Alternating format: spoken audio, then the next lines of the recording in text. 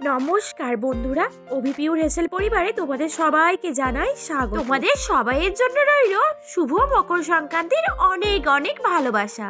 মকর সংক্রান্তি উপলক্ষে আমি একটি পিঠের রেসিপি নিয়ে আজ চলে এলাম। এই পিঠের রেসিপিটি বানানো যতটাই সহজ, এগুলো খেতে ঠিক ততটাই সুস্বাদু হয়। আরেকটা জিনিস তোমাদের বলে দিই, এই পিঠে কিন্তু চালের গুঁড়ি দিয়ে বানানো নয়, এই পিঠে সুজি দিয়ে বানানো। তাহলে চলো সুজি দিয়ে এত সুস্বাদু একটি পিঠে কিভাবে বানিয়ে নিলাম সেটি তোমাদের সঙ্গে শেয়ার করে নিই। আমি চা খাওয়ার যে কাপগুলো হয় সেই কাপের 2.5 কাপ সুজি নিয়েছি। এর মধ্যে দিয়ে দিলাম 1 চামচ চিনি। এবার একটা মিক্সিং জারের মধ্যে এগুলো নিয়ে নিলাম। চলো তাহলে এগুলোকে একটু মিক্সিতে ঘুরিয়ে নিই।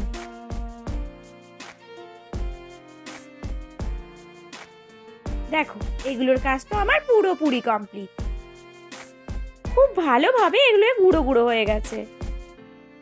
এবারে চলো নারকেলের দিকে। আমি এখানে ছোট্ট একটা নারকেল নিয়েছিলাম, কিন্তু আমি তো বেশি পিঠে বানাচ্ছি না, অল্প পিঠে বানাচ্ছি, তাই এই নারকেলের অর্ধেকটা নিলেই আমার হয়ে যাবে। সবার প্রথমে একটা বড় বাটি নিয়ে নিলাম। এবার এই বাটির মধ্যে নিয়ে নিলাম গুঁড়ো করে নেওয়া সুজি আর চিনি।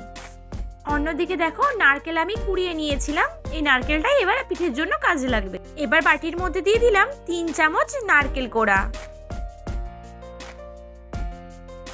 চামচের সাহায্যে এগুলোকে একটু ভালোভাবে মিশিয়ে নিলাম। এরপর হালকা উষ্ণ গরম দুধ আমি এর মধ্যে ঢেলে দিলাম আস্তে আস্তে করে। আমি এখানে 2 কাপ মতো দুধ নিয়েছি, তবে পুরো দুধটা একসঙ্গে ঢেলে দিইনি। অল্প অল্প করে দুধ দিয়ে ভালোভাবে মিশিয়ে নিতে হবে।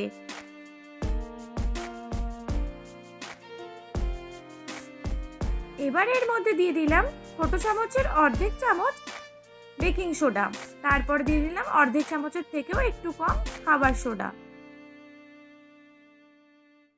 এবার সব একসাথে ভালোভাবে মিশিয়ে নেব।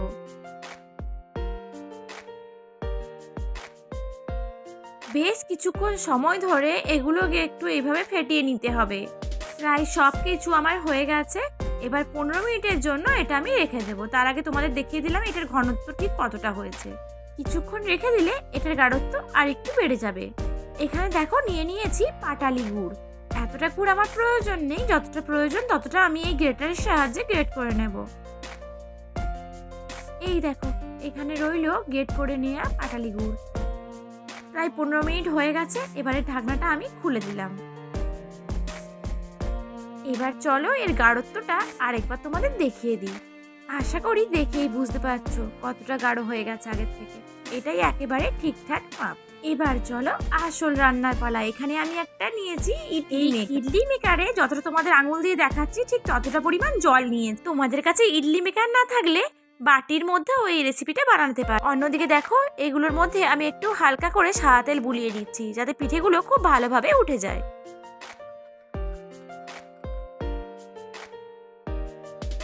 ব্যাস এটা তো একেবারে রেডি। চলো এবার ওই মিশ্রণগুলো আস্তে আস্তে এর মধ্যে দেওয়া যাক। এরপরেই আসছে এই পিঠের আসল টুইস্ট। এবার এর মধ্যে দিয়ে দিলাম 1 চামচ পাটালি গুড়। এর ওপর 1 চামচ মিশ্রণটি নিয়ে এর উপরে দিয়ে কি সুন্দর করে দেখো এটার মুখটা পুরো বন্ধ করে দিলাম। এইভাবে এক এক করে বাকিগুলো করে নিলাম।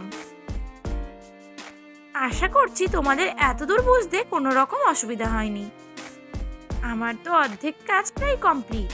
এবার চলো এটার মুখটা বন্ধ করে দিয়ে গ্যাসে বসিয়ে দিলাম। মিডিয়াম টেম্পারেচারে কিন্তু এটা হতে দিতে হবে। প্রায় 5 মিনিট পর এটার ঢাকনাটা আমি খুলে নিলাম।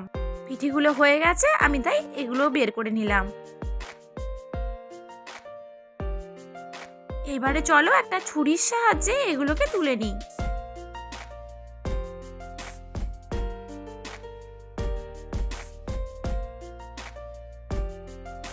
দেখো বন্ধুরা কত সুন্দর পিঠে হয়েছে।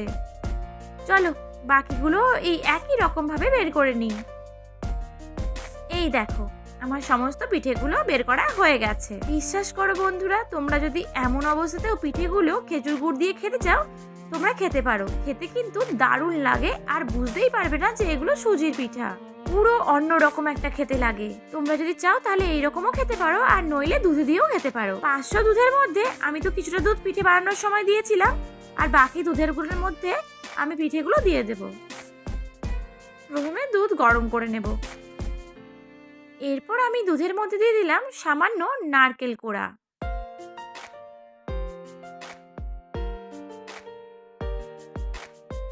হাতার সাহায্যে দুধের মধ্যে খুব ভালোভাবে এগুলো মিশিয়ে নিলাম।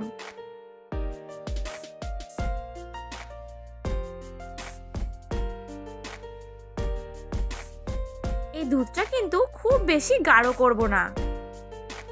আমি এই সময় গ্যাসের ফ্লেম একেবারে কমিয়ে দিয়ে কিছুটা পাটালি গুড় এর মধ্যে দিয়েছিলাম। তোমাদের এটা দেখানো হয়নি, তাই মুখে বলে দিলাম। 4-5 চামচ পাটালি গুড় আমি দিয়েছি।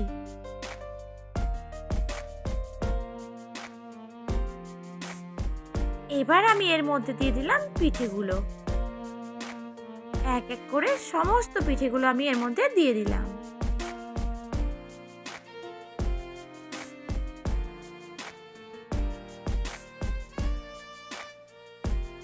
হাতার সাহায্যে এগুলোকে ভালোভাবে একটু মিশিয়ে নিলাম।